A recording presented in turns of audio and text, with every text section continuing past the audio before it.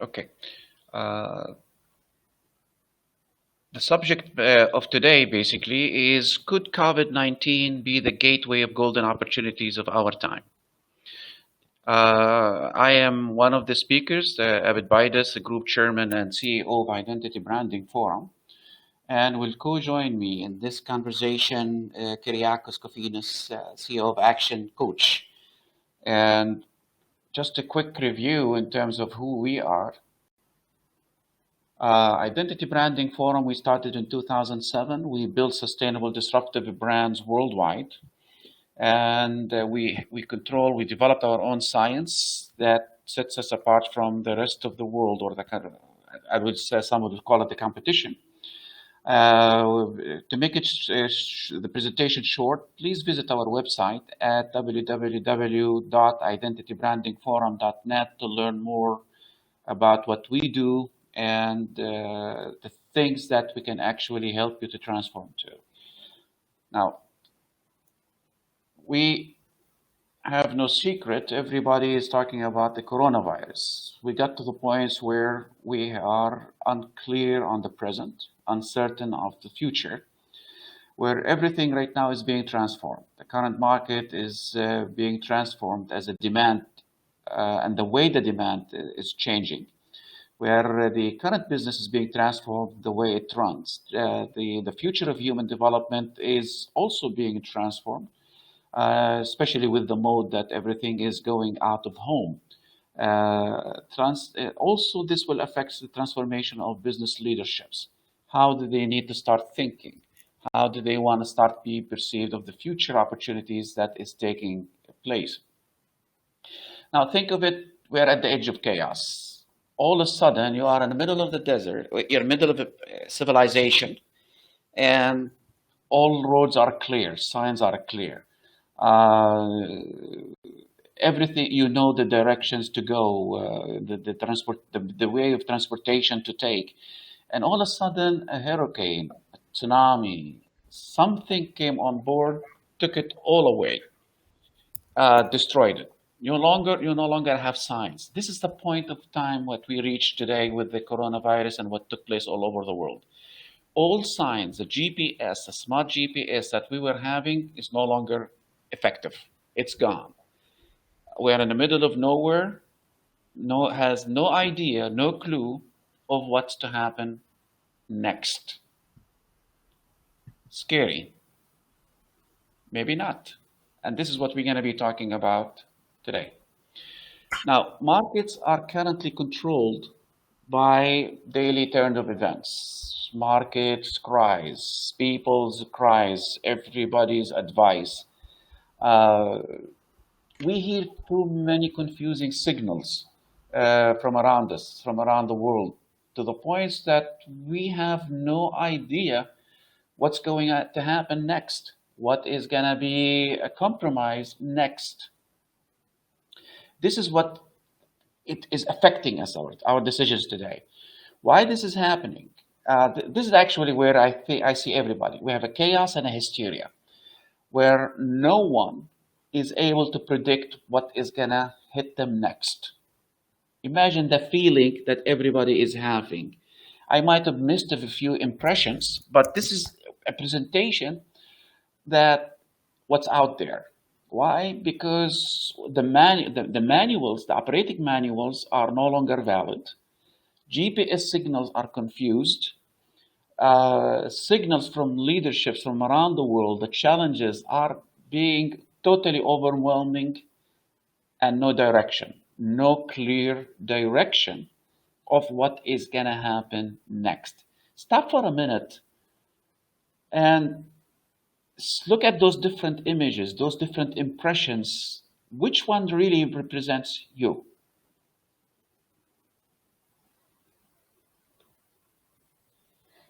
This is what actually I think, this is how I perceive everybody's feelings right now. They just want to jump, hide, until somebody somewhere sorts it out. Tell us what's going on. Tell us the direction we really need to go.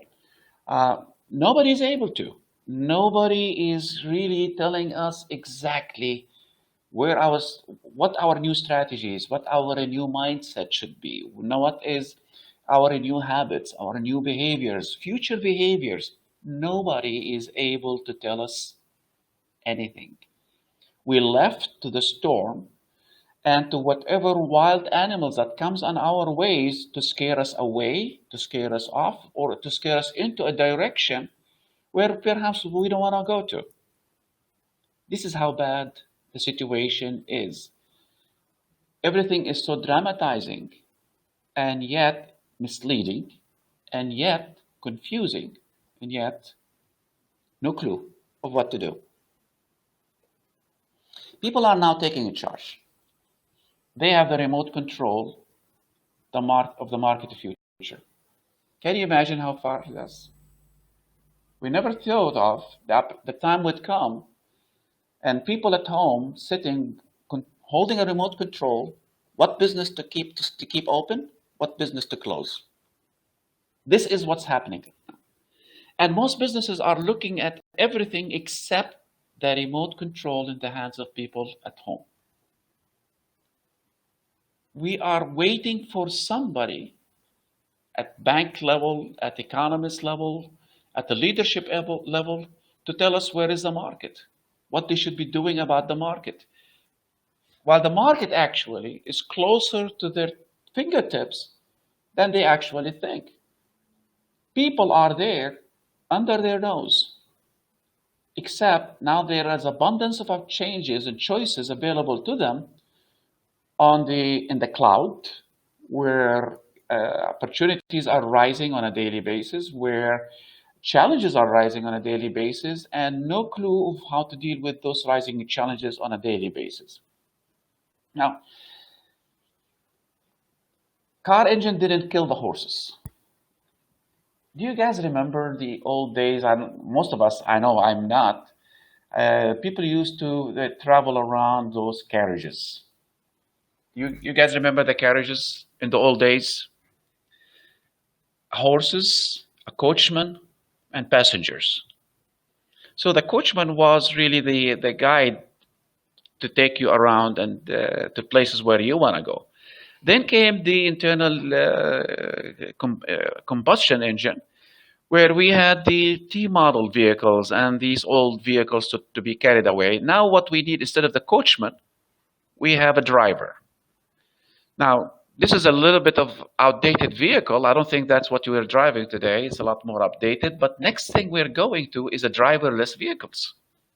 So we're moved from where we had horses pushing the carriages to engine pushing the carriages to somebody driving the car or something that is driving the car, whether it's air or electricity. But we're no longer going to be having somebody sitting in the front wheel or in front of the carriage to lead us somewhere. So passengers killed the horses. They killed the coachman. They're killing the driver to remain the passengers in control.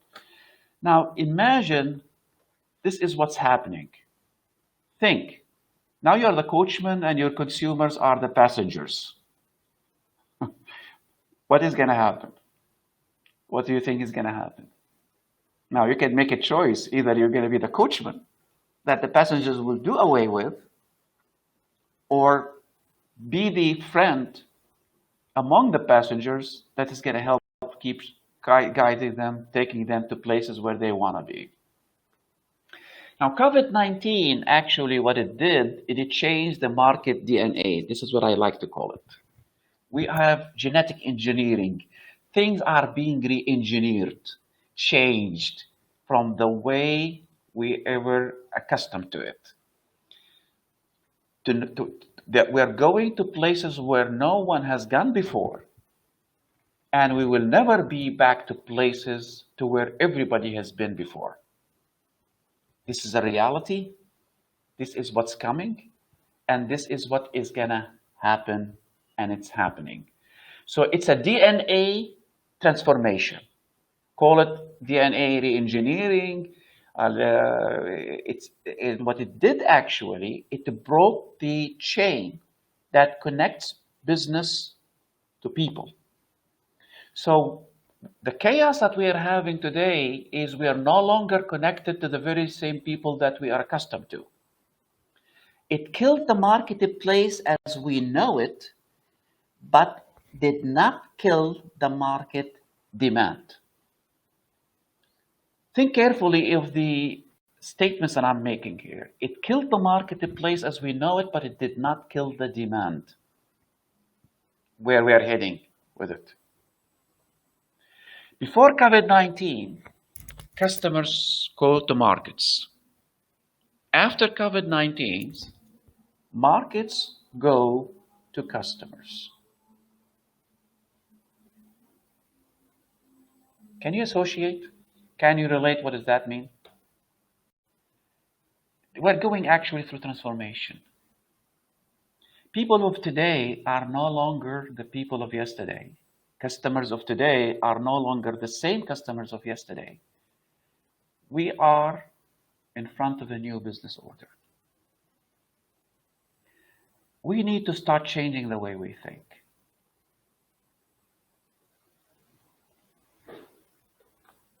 Think of the old days. Who is not accustomed with the concept of the door-to-door salesman? Anybody? Raise your hand. Are you guys familiar with these two companies? We have two companies. One is called Amway. There are a few of others similar to them. Amway, they're out of Grand Rapids, Michigan, I think. They started as a multi-pyramid marketing company. And then we have the Avon lady. They used to go to having those special homes, parties, events, to move their products, to sell their products to home and through homes. Would that work today, since everybody's sitting at home? And a lot of merchants are going to be closing shops.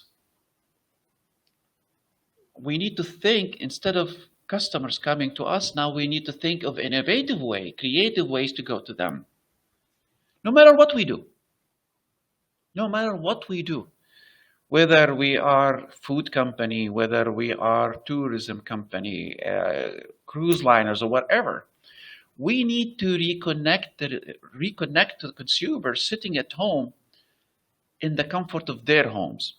How do we do that? This is critical. But we really need to think different from all the technologies that we have been talking about. Let's use them to go, but yet to go back to some of the old-fashioned ways of doing business. Old ways of doing business with the modern technologies. I think that would be creative or innovative enough for business to survive. Critical thinking opportunities. Now we have a market demand that remains a business need to meet that the market demand.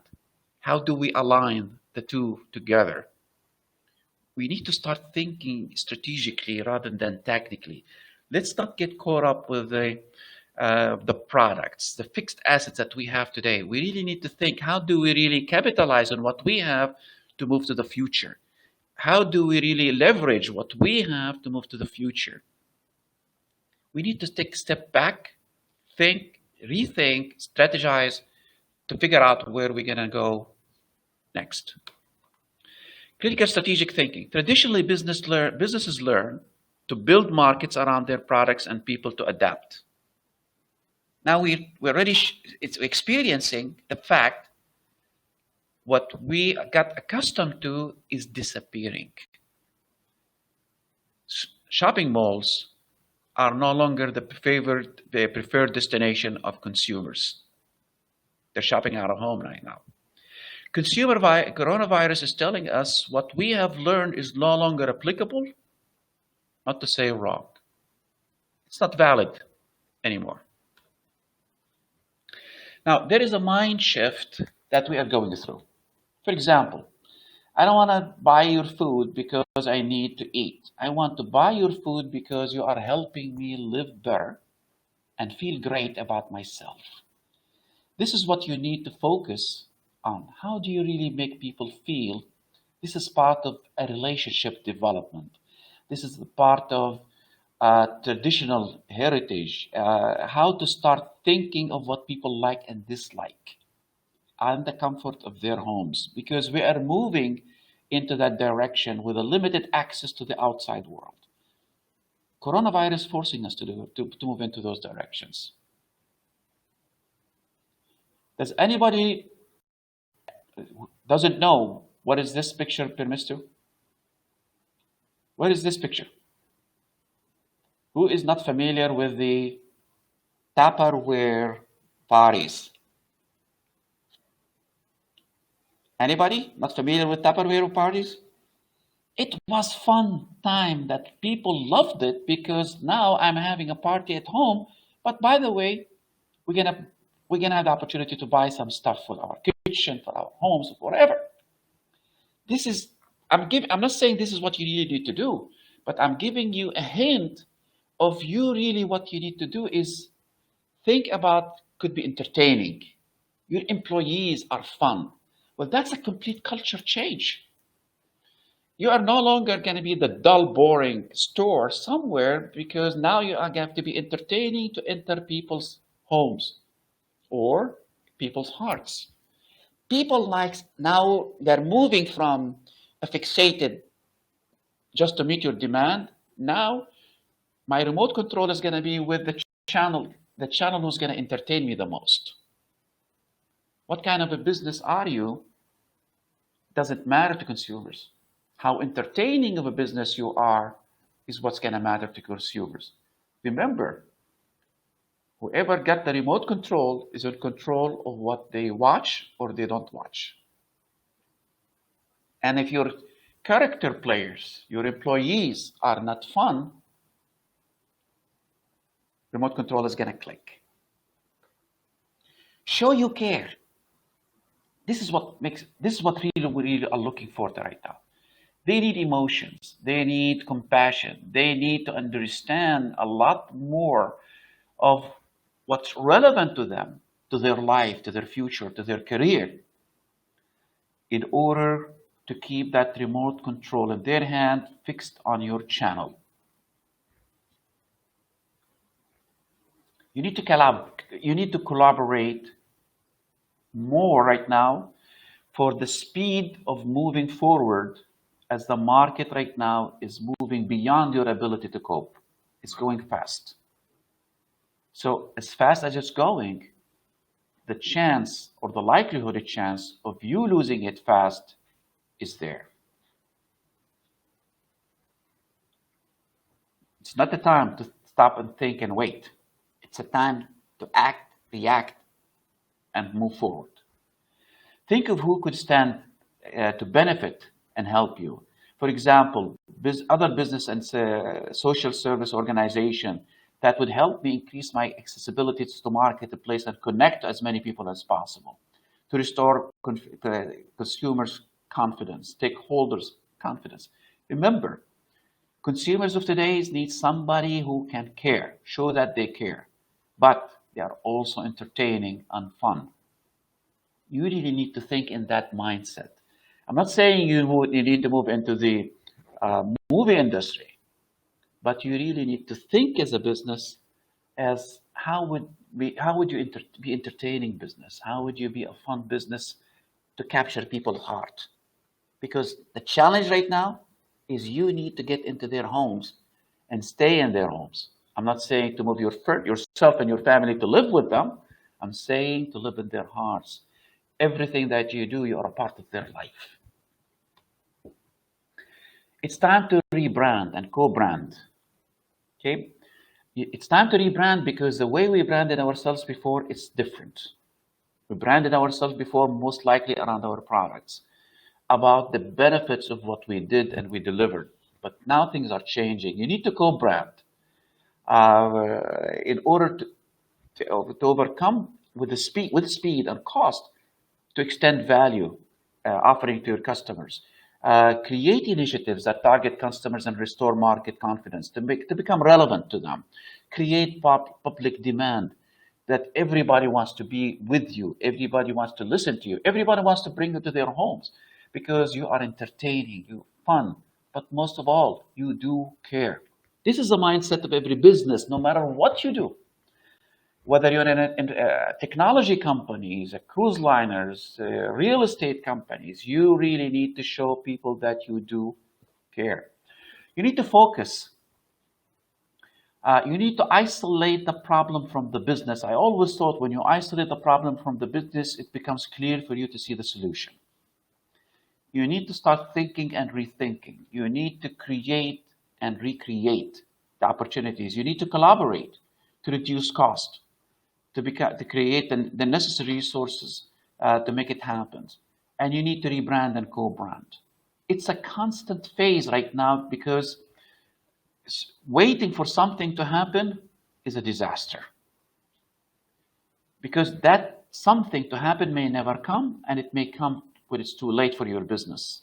The time to act is now. This is the time when you really need to start moving the market into your direction.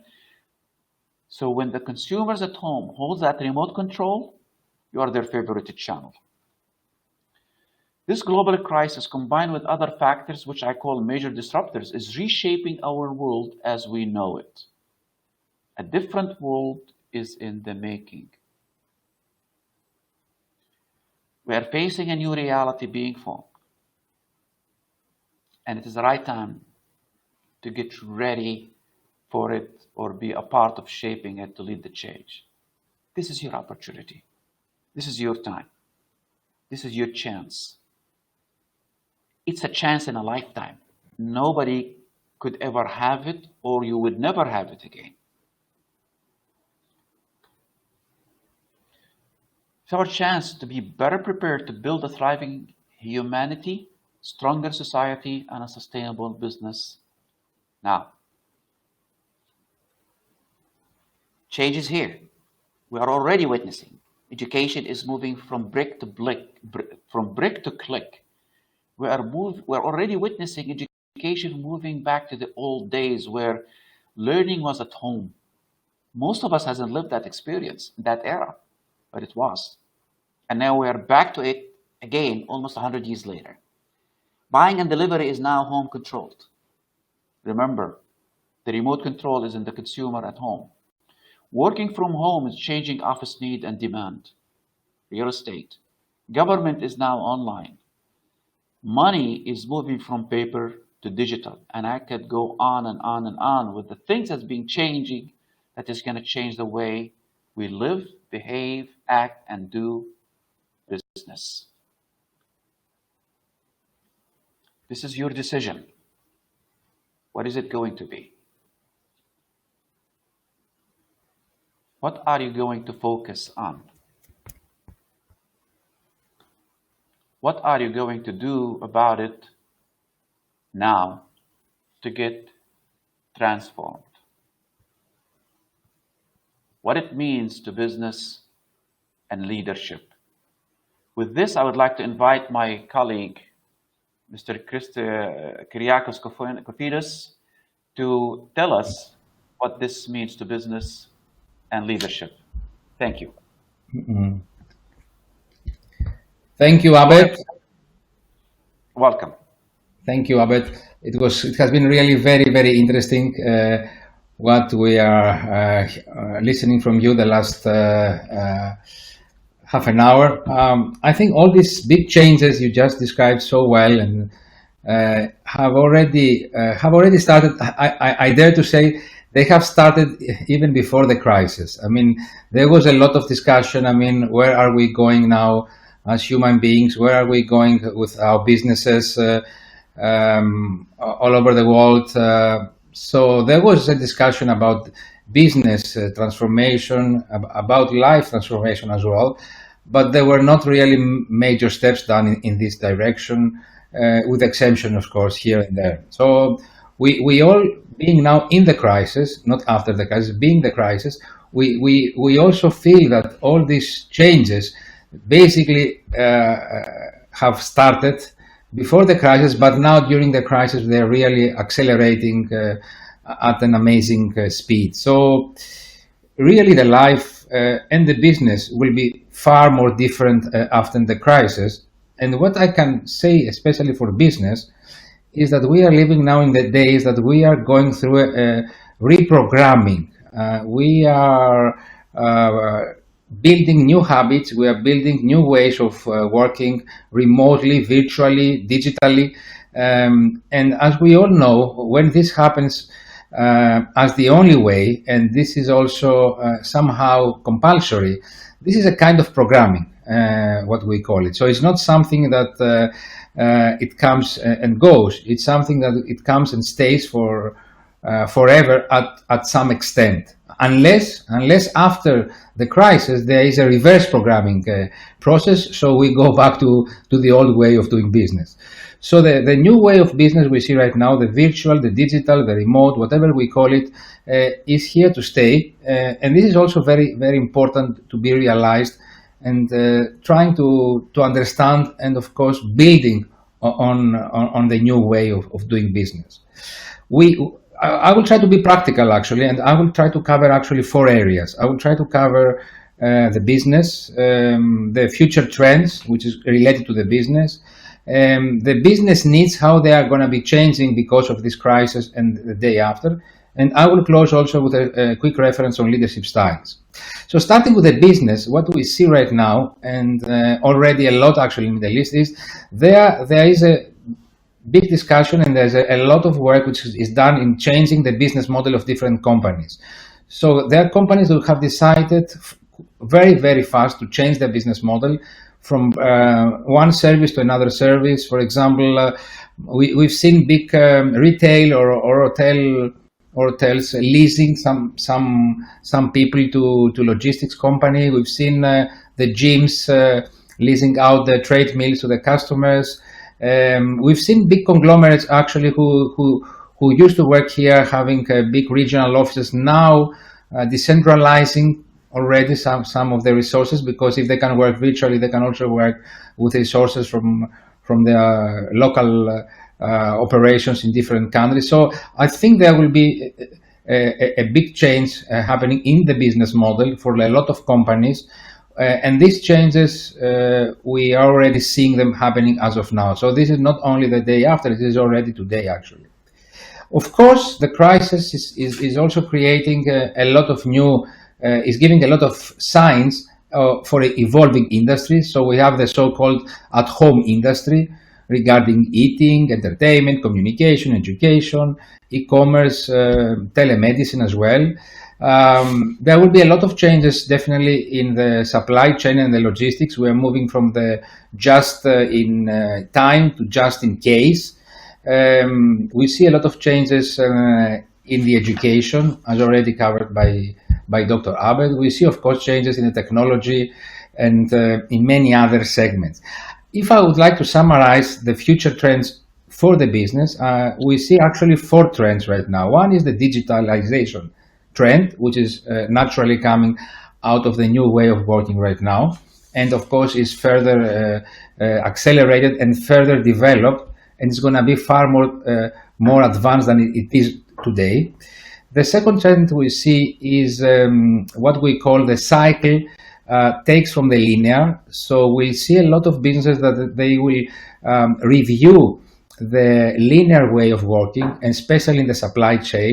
So instead of getting, for example, the products from China or getting the products from wherever the cost of production or the labor is low, they may think also of having some local also production or some local supply chain, in order to be more cycle as opposed to be more linear, and decrease, of course, the risk they are facing right now. Another trend we see is autonomy, which comes next to automation. Living now at homes, working remotely. This is, of course, another new experience of autonomy that households and business people are experiencing, and maybe they will be looking for this trend in the future.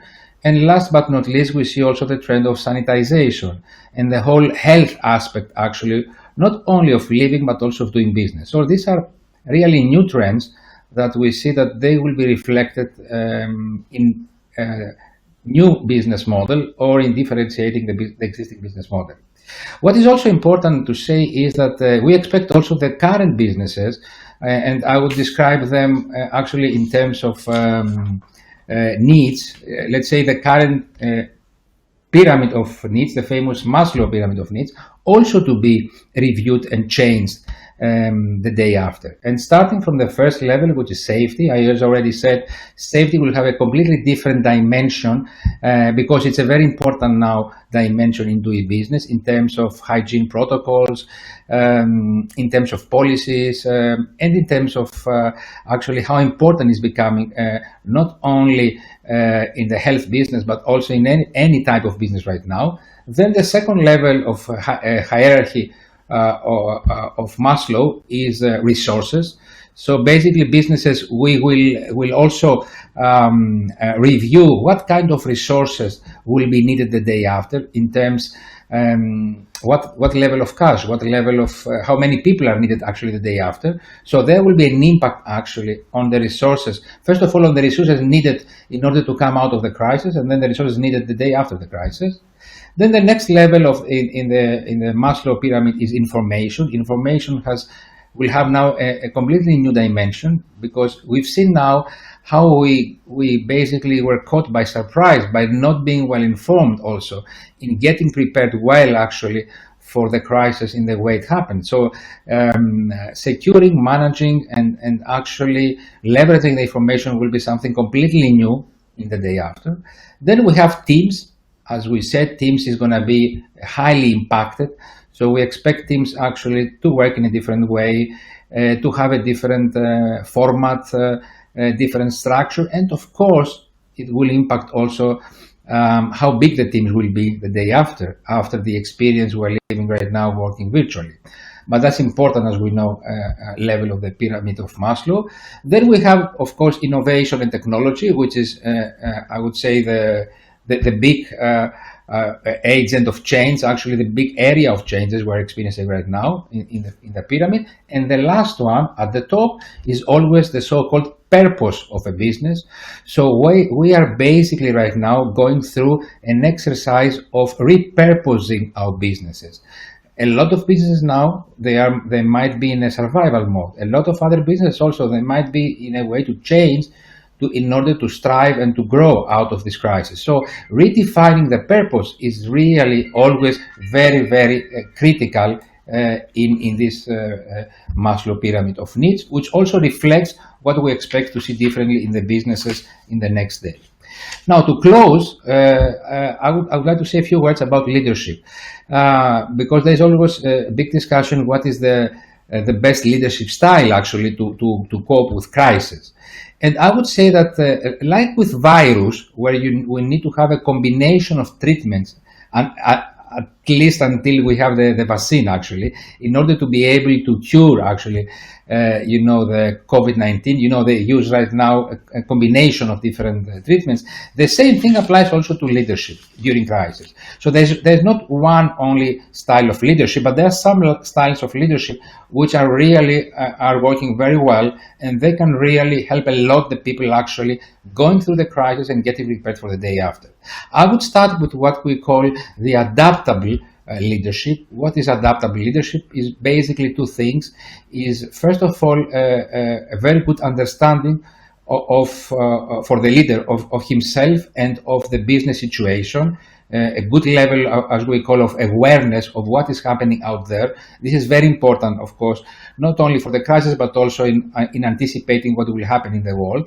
So self-awareness and business awareness, number one. And the second is the ability of the leader to understand frameworks, to understand basically how the things will move around, not necessarily the content, because the content, as we know, always changes. I mean, the parameters will change many, many more times after the crisis, because things will be completely different. So people, they don't need to stick in the old way, what needs to be done by whom and when. They need to be more fluid, to have a good self-awareness, understand well what is happening out there, have a good touch with the reality, because that's very important, because the changes that are happening out there, as Abed said, are tremendous. So if you don't have a good understanding of the reality, you cannot make good decisions. And then understand frameworks, understand how things should move, but in a flexible way. So that's the so-called adaptable or flexible leadership.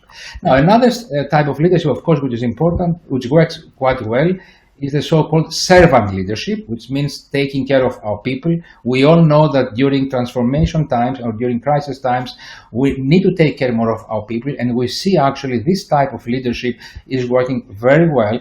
And I know a lot of companies here and in Far East as well, which are, among the first things they did when the crisis started is taking care more about the people, giving the people more mobile cover support, more computer support, hygiene support, training, meditation, mindset, because it's important actually to take care more of the people, because the people need to help us actually going through this period. So servant leadership is also important, and I would say also inclusive leadership by default. What does it mean, inclusive? It means that everybody can have actually access through the leadership to the information, to the purpose, to the strategy of the company. And this is, of course, happening a lot more now, because by working virtually and digitally, when you have a digital meeting, you have the whole team connected to the leader. And when you have connected in a virtual meeting, it doesn't matter anymore who is the number one or the number two, the number three, because everybody has access actually to the information and to the purpose and to the goals. So inclusive leadership is also working so well. So this is what I would like to share with you. These are things which I'm discussing also with CEOs when I'm coaching here and also in Far East. I'm talking about Far East because, you know, in Far East, they had experienced a lot about crisis before. They had a pandemic also with SARS 15 years ago. So they seem to be more prepared, but of course it's a different culture than our culture here in the Middle East. Thank you, Abed. Thank you, Kyriakos.